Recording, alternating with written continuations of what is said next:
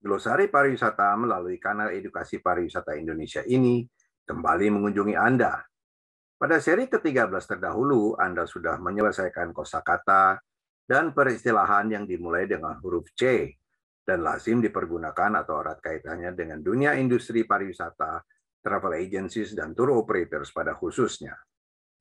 Pada seri ke-14 ini, kita akan meneruskan pembahasan kosakata atau peristilahan yang diawali dengan huruf D atau delta, di mana antara lain Anda akan mengetahui apa yang dimaksud dengan day code in timetable, day tripper, daylight saving time, double bedroom, deluxe room, dan banyak lagi kosakata dan peristilahan lainnya yang perlu Anda simak.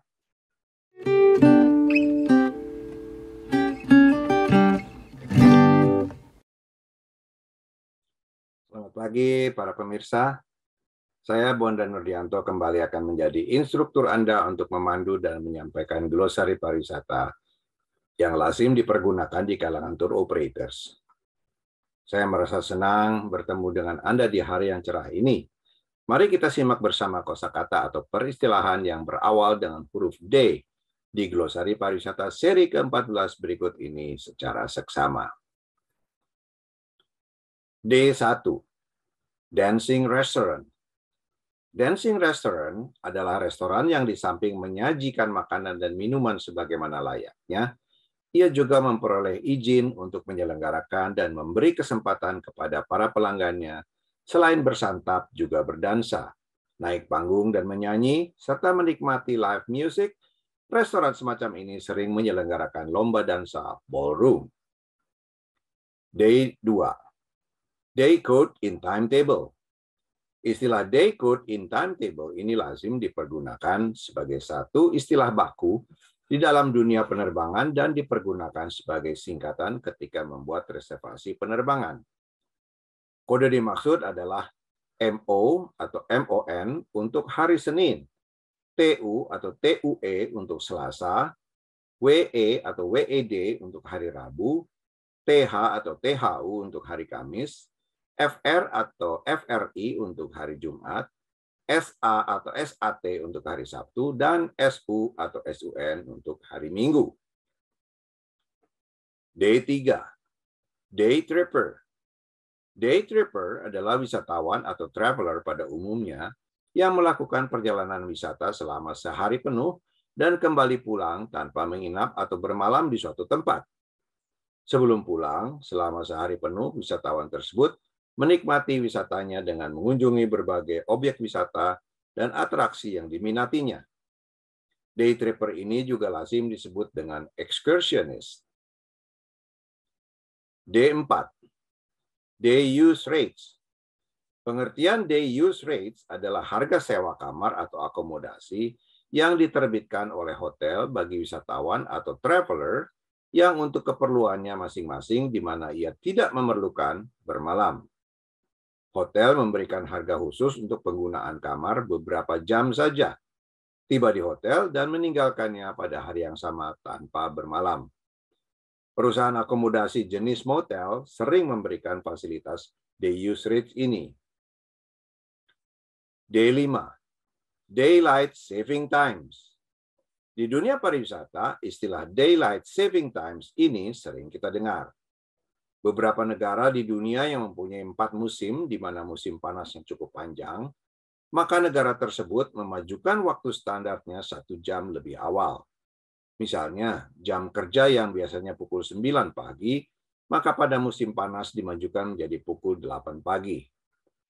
Perubahan ini bersifat sementara. Di dalam bisnis tour operator dan penerbangan, praktek memundurkan waktu standar GMT sebanyak 1 jam di musim dingin dan memajukannya kembali di musim panas adalah hal yang biasa. D6. Double bedroom. Tempat tidur di hotel merupakan hal penting dan harus diperhatikan. Meski tampak tidak asing, masih banyak orang yang belum tahu betul mengenai berbagai tipe ukuran tempat tidur. Double bedroom adalah kamar hotel yang menyediakan satu tempat tidur besar yang diperuntukkan bagi 2 orang dengan ukuran standar 120 x 200 cm. Pada kelompok double bed ini terdapat dua tipe tempat tidur yang lazim dipergunakan dengan istilah queen size bed ukurannya 160 kali 200 cm dan king size bed dengan ukuran 180 kali 200 cm. D7. Deadline adalah batas waktu atau tenggat waktu. Makna kata batas adalah ketentuan yang tidak boleh dilampaui dan waktu adalah saat yang tertentu yang telah ditetapkan untuk penyelesaian suatu pekerjaan atau tugas yang harus ditaati. D8. Deadlock. Pengertian deadlock atau kebuntuan proses adalah suatu situasi dan kondisi yang menyebabkan sebuah perundingan atau proses pekerjaan tidak dapat dilanjutkan atau berjalan lagi karena para pihak yang berunding dan atau memproses pengerjaannya sudah tidak mempunyai kesesuaian paham atau kesepakatan lagi. D9. Debt. Di dunia pariwisata sering kita dengar istilah debt yang diartikan sebagai hutang atau disebut juga dengan istilah liabilitas, yaitu kewajiban yang harus dibayar perusahaan secara tunai kepada pihak pemberi hutang dalam jangka waktu tertentu. D10. Debt to equity ratio atau DER. Bagi para pemangku kepentingan di perusahaan, debt to equity ratio ini penting untuk selalu dikaji dan diketahui dari waktu ke waktu. Debt to equity ratio adalah rasio hutang modal atau rasio hutang terhadap ekuitas. Dalam arti lebih luas, debt to equity ratio adalah rasio keuangan utama yang digunakan untuk menilai posisi keuangan sebuah perusahaan. Nilai rasio dapat dijadikan sebagai acuan untuk menilai kesehatan keuangan perusahaan. DER digunakan untuk mengukur kemampuan perusahaan dalam membayar hutang yang dimilikinya. Hal inilah yang dijadikan sebagai bahan pertimbangan oleh investor untuk menanamkan modal di perusahaan tersebut. Dan DER juga dijadikan sebagai acuan struktur modal perusahaan. D11. Decision maker. Dalam perusahaan, decision maker adalah pembuat kebijakan atau keputusan akhir atau decision making untuk dilaksanakan. Pengambilan keputusan atau decision making adalah melakukan penilaian dan menjatuhkan pilihan. Keputusan ini diambil setelah melalui beberapa perhitungan dan pertimbangan alternatif. Proses pengambilan keputusan atau dikenal dengan analisis keputusan merupakan tahapan yang dilakukan setelah menganalisa situasi dan analisa persoalan dalam proses pemecahan masalah. D12. Deep fry atau deep fried. Istilah deep fry ini lazim dipergunakan di dunia perhotelan, khususnya di bagian dapur. Deep fry atau deep fried adalah salah satu teknik mengolah makanan dengan cara menggoreng di mana bahan yang akan digoreng tersebut direndam dalam minyak panas. Bagi sebagian besar para juru masak, metode ini dianggap paling mudah karena bahan yang digoreng tersebut tidak perlu dibolak-balik dan tidak membutuhkan keahlian khusus pada waktu menggorengnya. D13. Delicatessen. Delicatessen atau disingkat deli adalah restoran atau toko makanan yang mudah diakses di mana orang dapat menemukan makanan lezat, sehat, dan berkualitas di berbagai kota di penjuru dunia. Istilah ini berasal dari kata pinjaman dari bahasa Jerman, namun tidak berasal dari kata Jerman essen yang berarti makan. Delicatessen sebenarnya orang Jerman juga meminjamnya dari bahasa Prancis, delicatessen, yang berarti hal-hal yang lezat.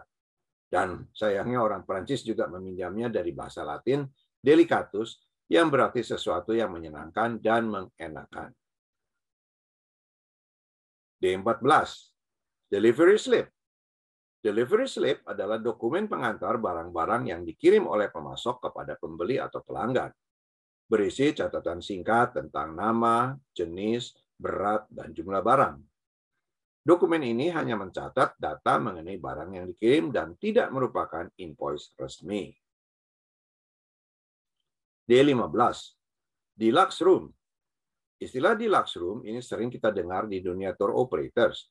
Deluxe room ini juga sering dikategorikan sama dengan superior room, yang fasilitas di dalamnya lebih mewah dibandingkan dengan standard room. Kelebihannya, selain fasilitas perabotan dan peralatan yang lebih mewah, biasanya jenis kamar ini dibedakan dengan letak kamar yang lebih strategis, semisal menghadap ke keindahan alam di luar. Terkadang juga terdapat perbedaan pada luas kamarnya. Demikian penyampaian glosari pariwisata Indonesia seri ke-14 yang lazim dipergunakan di kalangan tour operators. Saya, Bondan Nodianto, pamit undur diri. Terima kasih. Sampai jumpa di seri berikutnya. Salam pariwisata Indonesia maju.